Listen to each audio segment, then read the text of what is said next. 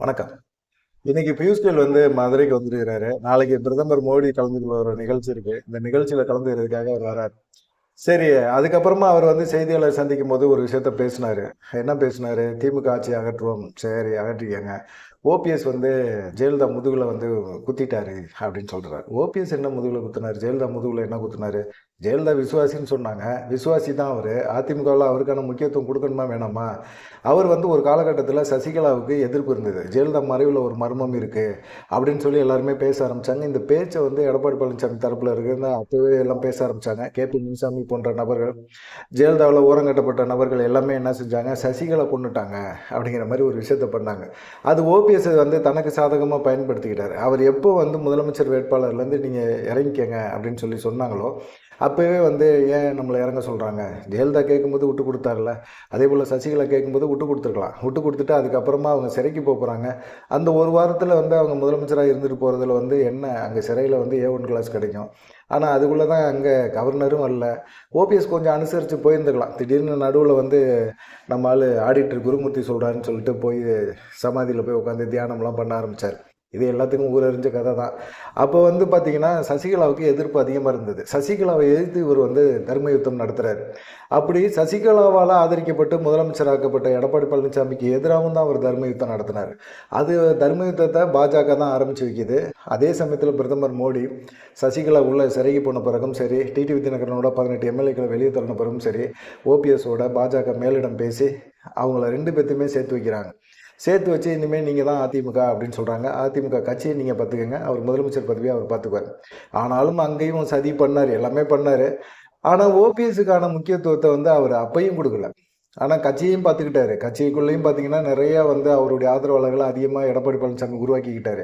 இங்கே இருக்கிற முதலமைச்சராக இருக்கும்போது எம்எல்ஏக்களும் சரி, அதிகாரி அமைச்சர்களுக்கும் சரி முக்கியத்துவம் கொடுத்து நீ என்ன வேணாலும் சம்பாரிச்சியோன்னு விட்டுட்டார். இப்படி விட்ட பிறகு எல்லாருமே எடப்பாடி பழனிசாமியை தான் ஏற்றுக்க ஆரம்பித்தாங்க. ஏற்கனவே ஓபிஎஸ் மேலே காண்டில் இருந்தாங்க. அப்புறமா அவர் திரும்பவும் பாஜக அழுத்தம் கொடுக்குறனால ஆட்சிக்கு எந்த விதமான ஒரு தடங்களும் இருக்காது அப்படிங்கிறனால ஓபிஎஸ்ஸை ஏற்றுக்கிட்டாங்க. ஆனால் திரும்ப ஆட்சிக்கு வந்திருந்துச்சுன்னா கண்டிப்பாக ஓபிஎஸ் அப்படியே தொடர்ந்துருக்கால வாய்ப்பு இருக்குது ஒருங்கிணைப்பாளராக. ஆனால் பார்த்தீங்கன்னா எதிர்பார்த்த மாதிரி ஒன்றும் நடக்கலை. அதனால் ஓபிஎஸ் கட்சியை விட்டு தூக்கி விட்றாங்க. தூக்கி விட்ட பிறகு அவர் நீதிமன்றம் அங்கே இங்கேன்னு போனார். அவர் என்ன சொன்னார்? ஒருங்கிணைப்பாளராக சேரும்போது கூட பொதுச்செயலாளர் அப்படிங்கிற ஒரு பதவி நம்ம புரட்சித் தலைவர் புரட்சி தலைவியோடு முடிஞ்சு போச்சு. நமக்கு அதுக்கு இணையான ஒரு பதவி வாங்கிக்குவோம். அவங்க தான் அந்த நாற்காலியில் உட்காரணும். பொதுச்செயலாளர் அப்படிங்கிற ஒரு பதவிக்கான தகுதியான நபர்கள் அவங்க தான் நமக்கு கடவுள் மாதிரி. பொதுச்செயலாளர் பதவி நமக்கு வேணாம். ஒருங்கிணைப்பாளர், இணை ஒருங்கிணைப்பாளர் அப்படிங்கிற ஒரு பதவி மட்டும்தான் இருக்கணும். இந்த பதவியை யார் நீக்கினது? அந்த ஒரு கேள்வி இருக்குல்ல. யார் அப்போ அம்மாவோடையும் புரட்சி தலைவர் முதுகுலையும் குத்துனது யார் அப்படிங்கிற ஒரு கொஸ்டின் இருக்கும். அதே போல் தொண்டர்கள் மூலமாக தேர்ந்தெடுக்கப்படக்கூடிய ஒரு பொதுச்செயலாளர் பதவியை பொதுக்குழு கூட்டி தேர்ந்தெடுக்கப்படுறாங்கன்னா யார் அதிமுக தொண்டர்களுக்கு துரோகம் பண்ணது? இவ்வளவும் பண்ணிட்டு ஓபிஎஸ் துரோகின்னு சொல்லுவாங்க. பாஜக கண்டுக்காது. பாஜக எடப்பாடி பழனிசாமி போதும் அப்படின்னு அவங்க நினைக்கிறாங்க. எடப்பாடி பழனிசாமி நம்ம கட்டுப்பாட்டுக்குள்ளே வராரு அப்படின்னு நினைக்கிறாங்க. இப்போ பிரதமர் நாளைக்கு வராரு. பிரதமர் நாளைக்கு வரும்போது கூட ஓபிஎஸ் ஒரு முக்கியத்துவத்தை கொடுக்கல. எல்லா கூட்டணி கட்சி தலைவர்களும் அங்கே போகிறதுக்கான வாய்ப்புகள் இருக்குது. ஓபிஎஸ்க்கு ஒரு நிர்பந்தத்தை கொடுக்குறாங்க. நீங்கள் தனியாக கட்சி ஆரம்பிங்க, இல்லை அதிமுக உரிமை மீட்பு குழுவை கழகமாக மாற்றுங்க அப்படின்லாம் சொல்கிறாங்க.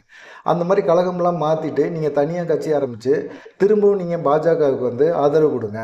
பாஜகவில் ஆதரவு கொடுத்து என்ன பண்ண போகிறாரு? எடப்பாடி பழனிசாமியும் முதலமைச்சர் வேட்பாளராக அவர் ஏற்றுக்கணுமா?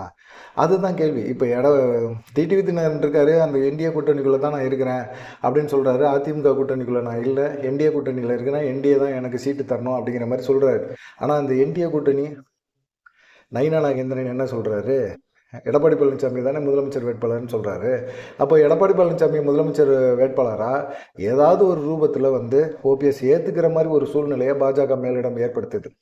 இதுக்கு நான் அரசியலில் விட்டு வெளியே போயிடலாம் அப்படின்னு நினைக்கிறாங்க. எடப்பாடி பழனிசாமி ஓபிஎஸ் அரசியலே இருக்கக்கூடாது, அரசியல் துறவரம் பண்ணிட்டு பண்டூட்டி ராமச்சந்திரன் மாதிரி ஒன்றும் இல்லாமல் போயிடணும் அப்படின்னு நினைக்கிறாரு.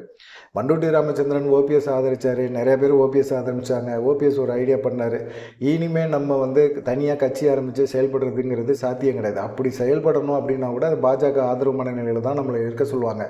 அது நமக்கு தேவையே கிடையாது. பாஜக ஆதரவு மனநிலை வேணாம். பாஜக தமிழ்நாட்டில் கால் ஊன்றதில் நமக்கும் விருப்பம் இல்லை, அதே போல் விருப்பம் இல்லாத ஒரு கட்சி அப்படின்னா அது திமுக தான், ஸ்டாலின் தான். அவரோட நம்ம கூட்டணி வைக்கிறதுல ஒன்றும் தப்பே கிடையாது. ஆனால் இங்கே வந்து என்ன, திமுகவோட தீய சக்தி, திமுக ஒரு தீய சக்தின்னு அம்மாலாம் சொன்னாங்க. திமுக வந்து அம்மாவுக்கு கொடுக்காத குடைச்சல் எவ்வளோ கொடுத்தாங்க. அப்படிப்பட்ட ஒரு குடைச்சல் கொடுத்தவங்க அந்த கட்சியில் போய் இணையலாமா? அம்மானால முதலமைச்சரானவர் 3 முறை, அம்மானால வந்து மிகப்பெரிய ஒரு பதவியில் உட்கார வைக்கப்பட்ட ஒரு ஆள் ஓபிஎஸ். அப்படிப்பட்டவர் வந்து திமுகவில் போய் இணைஞ்சு தாய் கழகத்தில் இணைஞ்சேன்னு சொல்லலாமா? அப்படிங்கிற கொஸ்டின்லாம் இப்போ அதிமுக காரங்களே ரைஸ் பண்ணி கொந்தளிச்சுட்டு கிடக்குறாங்க. அவங்க நினச்சதெல்லாம் என்னென்னா, ஓபிஎஸ் வந்து திமுக சைடு போக மாட்டார், தனியாக கட்சி ஆரம்பிப்பார், தனியாக கட்சி ஆரம்பித்து தாவேகோட பேச்சுவார்த்தை நடத்துவார். தாவேகோட பேச்சுவார்த்தை நடத்தினாலும் வாக்கு சதவீதம் என்னன்னு தெரியாது, என்னன்னே பண்ண முடியாத ஒரு சூழ்நிலையில் இருப்பார். அப்புறமா அவர் வந்து அப்படியே தேர்தலில் ஓட்டுவார். நானும் ஒரு அரசியல் கட்சி வச்சுருக்கேன்னா அப்படியே அங்கங்கே ஆட்களை வச்சுட்டு நடத்திக்கிட்டு இருப்பார். பெருசாக ஒன்றும் அவரால் எடப்பாடி பழனிசாமிக்கு நெருக்கடியை கொடுக்க முடியாது. இவர் தேர்தல் ஆணையத்துக்கு போனாலும் சரி, நீதிமன்றத்துக்கு போனாலும் சரி, ஒன்றும் பருப்பு வேகாது, நம்ம வேலையை நம்ம பார்த்துக்கிட்டு நம்ம பாட்டுக்கு அமைதியாக செயல்படுவோம் அப்படின்னு எடப்பாடி பழனிசாமி ஒரு முடிவை பண்ணிட்டார். ஆனால் ஓபிஎஸ் ஒரு பக்கா பிளான் போட்டார், ஸ்கெட்ச் போட்டார். அவர் என்ன ஸ்கெட்ச் போட்டார் அப்படின்னா, மனோஜ் பாண்டியனை திமுகவில் போய் சேரு, வைத்திலிங்கத்தை திமுகவில் சேரு, ஆனால் திமுகவில் சேர்ந்து தன்னால் தான் சேர்ந்த மாதிரி காட்டிக்கக்கூடாது அப்படிங்கிறதுக்காக அவங்க வந்து சொல்லி தான் நான் தரும யுத்தம்லாம் நடத்தினேன், அவங்க இப்படி என்னை விட்டுட்டு போயிட்டாங்க அப்படிங்கிற மாதிரி எல்லாத்தையும் பாஜக முதற்கொண்டு நம்ப வச்சார். சரி, நம்ப வச்சுட்டு இப்போ என்னென்னா கடைசியில் வெல்லமண்டி நடராஜன்லாம் இன்றைக்கி பேசுகிறார். வெல்லமண்டி நடராஜன் ஏன் எடப்பாடி பழனிசாமியை விட்டுட்டு வந்தாருங்கிற ஒரு விஷயம் வந்து எல்லாத்துக்கும் தெரியுமா? வெல்லமண்டி நடராஜனை கடந்த 2021 தேர்தலில் அவருக்கு கிட்டத்தட்ட ஒரு திருச்சி மாவட்டத்தில் இருக்க அத்தனை தொகுதிகளையுமே கொடுத்துட்டு பணத்தை வந்து பட்டுவாடா பண்ணிருங்க அப்படின்னு சொல்லிட்டு மொத்தமாக வெல்லமண்டி நடராஜன்கிட்ட கொடுத்துட்டாங்க. அப்படியே ஒரு 200 கோடி ரூபாயை அப்படியே ஆட்டையை போட்டு கொடைக்கானலில் ஏகப்பட்ட ரிசார்ட்டை வாங்கி போட்டார். அப்படியே அந்த பணத்தை செலவழிக்கவே இல்லை, அவரும் தோற்று போனார். எடப்பாடி பழனிசாமி கணக்கு கேட்பார் அப்படிங்கிறதுக்காக தேர்தல் ஆணையம் குடிச்சிட்டாங்க எங்களை அப்படிங்கிற மாதிரி கணக்கில் வந்து 1 கோடி ரூபாய் ஒரு மூட்டையை மட்டும் காட்டிட்டு அப்படியே விட்டுட்டார். எல்லா பணத்தையும் ஆட்டையை போட்டார் வெல்லமண்டி நடராஜன். அங்கே இருந்தாருன்னா கண்டிப்பாக வந்து எடப்பாடி பழனிசாமி நமக்கு டார்ச்சர் பண்ணுவாருன்னா ஓபிஎஸ் முன்னாடி வந்தார். இப்போ ஓபிஎஸ் வந்து அவர்கிட்ட சொல்லாமல் போயிட்டார் அப்படிங்கிற கோபம். அது இல்லாமல் திருச்சியில் வெல்லமண்டி நடராஜன் பெருசாக ஒன்றும் சைன் பண்ண முடியாது. அவர் திமுக பொறுத்த வரைக்கும் அதில் வந்து அங்கே நிற்கவே முடியாது. ஓபிஎஸ் திமுக சைடு போகிறாருன்னா இவரும் திமுக சைடு போயிருப்பார் ஓபிஎஸ் கூட. ஆனால் இங்கே திருச்சி லோக்கல் பாலிட்டிக்ஸ் இருக்குல்ல, அது சமாளிக்கவே முடியாது வெல்லமண்டி நடராஜனால். அதனால அவர் எங்கே போகிறதுனே தெரியாமல் திரும்பவும் எடப்பாடி பழனிசாமிகிட்ட போயிட்டார். பழைய பாக்கியெல்லாம் ஞாபகத்தில் வந்திருக்கோம், இவ்வளோ கோடியை ஆட்டையை போட்டு இல்லை அப்படிங்கிற மாதிரி எடப்பாடி பழனிசாமி ஞாபகம். ஆனால் இப்போ நம்ம அதை கேட்கக்கூடாது. இப்போ குளத்தூர் கிருஷ்ணமூர்த்தி இருக்கிறாரு, ஓபிஎஸ் ஆதரவாளர் தான். அவரும் வந்து திரும்பவும் அதிமுகவில் இணைஞ்சிட்டாரு. ஓபிஎஸ் நிறைய பேர்த்த வந்து தனியாக ரூட்டில் விட்டுட்டாரு அப்படிங்கிறது ஒரு ஆதங்கம் எல்லாத்துக்குமே இருக்குது. ஓபிஎஸ்ஸை நம்பினவங்க எல்லாத்துக்குமே ரூட்டை விட்டார். ஆனால் ஓபிஎஸ் ஒரு முடிவு எடுத்திருக்கிறாரு, நம்மளை வந்து இதோட நம்ம அரசியல் வாழ்க்கையை முடிச்சிடணும் அப்படின்னு நினைக்கிறவங்களுக்கு என்னுடைய செகண்ட் என்ட்ரி இப்படி தான்டா அப்படிங்கிற மாதிரி காட்டியிருக்கிறாரு. இது வந்து தான் மிகப்பெரிய அளவில் இருக்குது. இது எப்படி ஜெயலலிதா முதுகில் குத்துன மாதிரி இருக்கும். ஓபிஎஸ் வந்து அதிமுகவில் என்னை சேர்த்துக்கங்க அப்படின்னு எடப்பாடி பழனிசாமிகிட்ட பேசினாரா? எடப்பாடி பழனிசாமி பகிரங்கமாக செய்தியாளர் மூலமாக தூது விட்டாரா? சொன்னாரா? பாஜக மூலமாக அமித்ஷா கூப்பிட்டு வச்சு எடப்பாடி பழனிசாமியை பேசினாரா? பேசும்போது எடப்பாடி பழனிசாமி என்ன சொன்னார் அமித்ஷாட்ட? ஓபிஎஸ்ஸை எந்த காரணத்தையும் எக்காரணத்தை கொண்டும் எந்த சூழ்நிலையிலையும் அதிமுகவில் இணைக்க முடியாதுன்னு சொன்னார். ஆனால் அமித்ஷா கொஞ்சம் அழுத்தம் கொடுத்துருந்தா எடப்பாடி பழனிசாமி சேர்த்துருப்பார். ஆனால் அமித்ஷாவுக்கு வந்து என்னன்னா, சும்மா நான் கிள்ற மாதிரி கிள்ளுவேன், நீ அழுகுற மாதிரி அழுகு, அவ்வளோதான். ஓபிஎஸ்ஸை சேர்க்கக்கூடாதுங்கிற எண்ணத்தில் தான் அவங்களும் இருக்காங்க. அவங்கள பொறுத்த வரைக்கும் என்னென்னா, ஓபிஎஸ்ஸை வந்து தனியாக ஒரு கட்சி ஆரம்பிக்க வச்சோ, இல்லை ஓபிஎஸ் ஆதரவாளரை எல்லாத்தையும் பாஜகவில் கொண்டு வந்து வச்சு தென் மாவட்டங்களில் ஓபிஎஸ் மூலமாக பாஜகவை வளர்ச்சி அடைய வைக்கணும் அப்படிங்கிற ஒரு எண்ணம் தான். ஓபிஎஸ் இதை தெளிவாக புரிஞ்சுக்கிட்டாரு. நமக்கு பாஜக வளர்ச்சிக்காக நம்ம கஷ்டப்படல, இது வரைக்கும் திராவிட சித்தாந்தத்திலே வாழ்ந்தாச்சு. நமக்கு திராவிட சித்தாந்தம் உள்ள ஒரு கட்சி அப்படின்னா இப்போது திமுக மட்டும்தான். ஆனால் அதிமுகவில் இப்போ எடப்பாடி பழனிசாமி கட்டுப்பாட்டில் இருக்கிற இந்த கட்சி ஏறக்குறைய வந்து 90% வந்து ஆர்எஸ்எஸ் கட்டுப்பாட்டுக்கு போயிடுச்சு. பாஜகவோட சித்தாந்தத்தை கடைப்பிடிக்க ஆரம்பிச்சிட்டாங்க. அதனால் வந்து இந்த கட்சியில் நம்ம இருக்கிறது வேஸ்ட்டு அப்படின்னு ஒரு முடிவு பண்ணி தான் அவர் போயிட்டார். ரெண்டாவது, அவர் அரசியல் மட்டும் இல்லை, அவர் பையனுக்கும் அரசியல் வேணும். அந்த அரசியல் 2 அரசியலுமே வந்து மையப்படுத்தி தான் அவர் வந்து திமுகவில் போய் சேர்ந்தார். ஏற்கனவே வைத்திலிங்கம், மனோஜ் பாண்டியன் எல்லாருமே போய் சேர்ந்த பிறகு பார்த்திங்கன்னா இவருக்குமே வந்து கொஞ்சம் இதாகிடுச்சு. ஆனால் நடுவில் வந்து பார்த்திங்கன்னா செங்கோட்டையன், ஓபிஎஸ், டிடிவி தினகரன், சசிகலா இவங்க எல்லாருமே 4 பேருமே சேர்ந்து அதிமுக ஒருங்கிணைக்கணும் அப்படிங்கிற ஒரு விஷயத்தை கையில் எடுத்தாங்க. ஆனால் செங்கோட்டையன் திடீர்னு பார்த்தீங்கன்னா தாவேகா சைடு போயிட்டார். எடப்பாடி பழனிசாமி நம்ப வேணாம், எடப்பாடி பழனிசாமி ஒரு நம்பிக்கை துரோகி அப்படிங்கிற ஒரு எண்ணத்தில் அவர் வந்து தாவேகா சைடு போயிட்டார். சரி, அவர் போயிட்டாரு அப்படின்னா டிடிவி தினகரன் இருக்காரு, சசிகலா இருக்கிறாங்க, நம்ம கொங்கு பெல்ட் தென் மாவட்டங்களையும் டெல்டா மாவட்டங்களையும் நம்ம இது பண்ணலாம் அப்படின்னு சொன்னால் திடீர்னு டிடிவி தினகரனுக்கு அழுத்தம் கொடுத்து அவர் என்டிஏ கூட்டணிகளை கொண்டு போகிறாங்க. என்டிஏ கூட்டணியில் போகிறவர் அவர் எடப்பாடி பழனிசாமியை எங்களுக்குள்ள பங்காளி சண்டை, அவர் என்னுடைய சகோதரருங்கிறாரு, இவர் எங்கள் அண்ணங்கிறாரு, என்னடா நடக்குது இங்கே அப்படிங்கிற மாதிரி இருக்கும். ஓபிஎஸ்க்கு எப்படி இருக்கும்? இணைந்து பணியாற்ற போகிறோம், இனிமேல் வந்து எடப்பாடி பழனிசாமிக்கு சங்கு ஊதுவோம் அப்படின்னு சொல்லிட்டு ஓபிஎஸ்க்கு சங்கு ஊத பார்த்தாரு டிடிவி தினகரன். அவர் இப்படிலாம் செய்கிறாங்க. திடீர்னு சசிகலா வந்து நான் அரசியலுக்குள்ளே வரேன் அப்படின்னு சொல்லி திடீர்னு வராங்க. அவங்கள எவ்வளோ தூரம் நம்புறது அப்படிங்கிறது தெரியல. நம்ம இப்படியே தொடர்ந்து வந்து நம்ம காலதாமதம் பண்ண நம்மளுடைய அரசியல் எதிர்காலம் கேள்விக்குறியாயிட்டே போயிட்டே இருக்கு. அதனால அவர் என்ன செஞ்சார்? ஓபிஎஸ் திடீர்னு எல்லா முடிவுகளையும் எடுத்தார். நைட்டோட நைட்டாக சென்னைக்கு கிளம்பி போனார். போயிட்டு அவர் பாட்டுக்கு அவர் வேலையை காட்டிட்டாரு. திமுகவை இணைஞ்சிட்டாரு. திமுகவை இணைஞ்சதுக்கு அப்புறமா இவங்களுக்கெல்லாம் பார்த்தீங்கன்னா லப்போ தீபோன்னு அடிச்சுக்கிறனால என்ன நடக்க போகுது? ஒன்றும் நடக்காது. நீங்கள் பாட்டுக்கு உங்கள் கதறல் இருக்குல்ல, இது ஓபிஎஸ்க்கு சந்தோஷமாக இருக்கும். கதருங்கடா, நான் எனக்கு ஒன்றுமே இல்லைன்னு சொன்னீங்கல்ல, ஆதரவாளரே இல்லைன்னு சொன்னீங்கல்ல, எனக்கு நான் சுயேட்சையாக நின்றேன்ல நாடாளுமன்ற தேர்தலில், அப்போ எனக்கு எவ்வளோ வாக்கு சதவீதம் கிடச்சிது, அப்போ கூட என்னை நம்பலை இல்லை. இப்போ பாருங்கள், இப்போ கதறல்றீங்கள, இந்த கதறல் தான் ஓபிஎஸ்க்கு தேவை அப்படின்னு சொல்லி எல்லாருமே சொல்கிறாங்க. சரி, இந்த சைடு கூட்டணிக்குள்ளே இணைஞ்சிருக்காங்கல்ல, டிடிவி தினகரனும் அதிமுகவும் இணைஞ்சிருக்கு, கூட்டணிக்குள்ளே இருக்குது, ரெண்டு பேருமே மிங்கிள் ஆகி தான் நாங்கள் செயல்பட போகிறோம் அப்படிங்கிற மாதிரிலாம் சொன்னாங்க. ஆனால் மிங்கிள் ஆகின மாதிரி பெருசாக தெரியல. எந்த ஒரு அரசியல் நிகழ்ச்சியிலையும் அதிமுக நிகழ்ச்சிகளையும் சரி, அம்மா மக்கள் முன்னேற்ற கழகத்துக்காரங்க கலந்துக்கிறாங்களாங்கிறது ஒரு சந்தேகம் இருக்குது. அவங்க கொடியை எங்கேயுமே பார்க்க முடியல. எடப்பாடி பழனிசாமியும் வந்து அவர் பழைய பகையெல்லாம் மறந்துட்டு டிடிவி தினகரனோட நாங்கள் இணைந்து பணியாற்றுவோம் அப்படின்னு சொன்னதோடு சரி, பணியாற்றுறதோடு சரி. அதுக்கப்புறம் பணி ஆற்றினாங்களா இல்லையா அப்படிங்கிறதே ஒரு டவுட் இருக்குது. அவங்க கட்சி நிர்வாகிகளுக்கே டவுட் இருந்துகிட்டே இருக்குது. அதனால் முதலமைச்சர் வேட்பாளராக வந்து எடப்பாடி பழனிசாமி அவர் இன்னமும் டிடிவி தினகரன் ஏற்றுக்கல.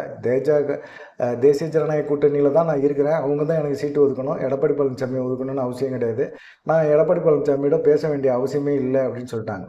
கூட்டணி அடைஞ்ச பிறகு ஒரு பொதுக்கூட்டம், ஒரு பொது நிகழ்ச்சி, இந்த நிகழ்ச்சியெல்லாம் வந்து எடப்பாடி பழனிசாமி டிடிவி தினகரன் கலந்துக்கவே இல்லை. ஏன் கலந்துக்கல? அதுக்கான வாய்ப்பு இல்லையா?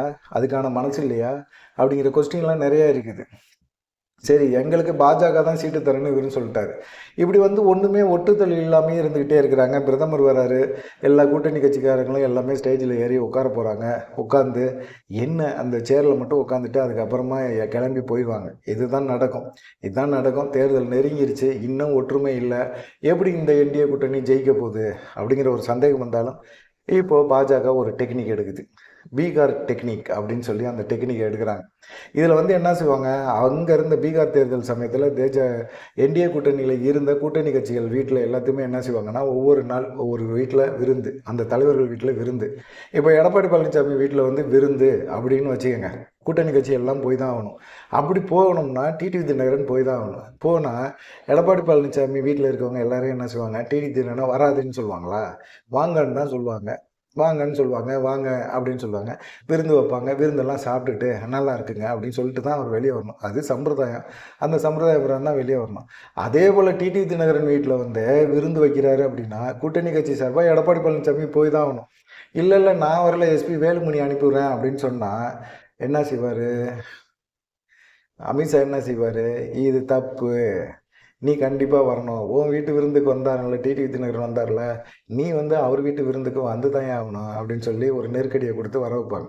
இது வந்து ஒரு சுமூகமான ஒரு போக்கை கூட்டணி கட்சிகள் தேர்தல் நெருக்கத்தில் ஒற்றுமையாக தலைவர்கள் ஒற்றுமையானால் தான் தொண்டர்கள், கீழ்மட்டத்தில் இருக்க தொண்டர்கள் ஒற்றுமையாக முடியும். இன்னும் ஒற்றுமையாகலையே.